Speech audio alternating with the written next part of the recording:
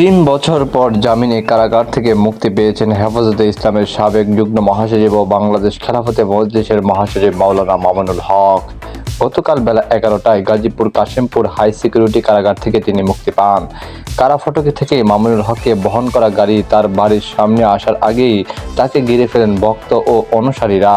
এ সময় তারা মামুনুল হককে ফুল দিয়ে সংবর্ধনা জানান। পরে সংক্ষিপ্ত বক্তব্যে মামুনুল হক বলেন, আমি আজ এই মুহূর্তে আমার মুক্তি উপলক্ষে বলতে চাই, আমাদের উপর জুলুম করা হয়েছে, এটাকে আমরা সহ্য করে নিলাম। আমাদের ভাইদের হত্যা করা হয়েছে, সেটাও সহ্য করে নিলাম।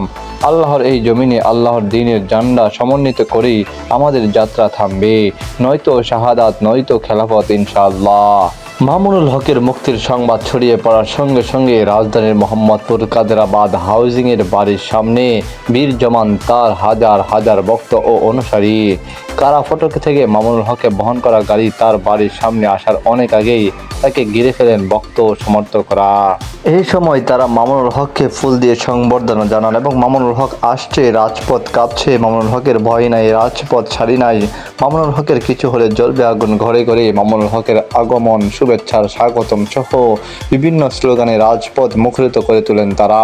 মামুনুল হক বলেন, এই মুহূর্তে বলতে চাই, আমাদের উপর জুলুম করা হয়েছে, এটাকে আমরা সহ্য করে নিলাম। আমাদের ভাইদেরকে হত্যা করা হয়েছে, সেটাও সহ্য করে নিলাম।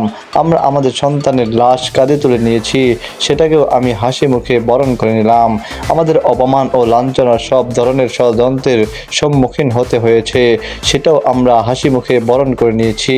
কিন্তু আল্লাহর জমিনে আল্লাহর রাসূলের প্রতি অসম্মান এক মুহূর্তের জন্যও আমরা বরদাস্ত করে নেব না।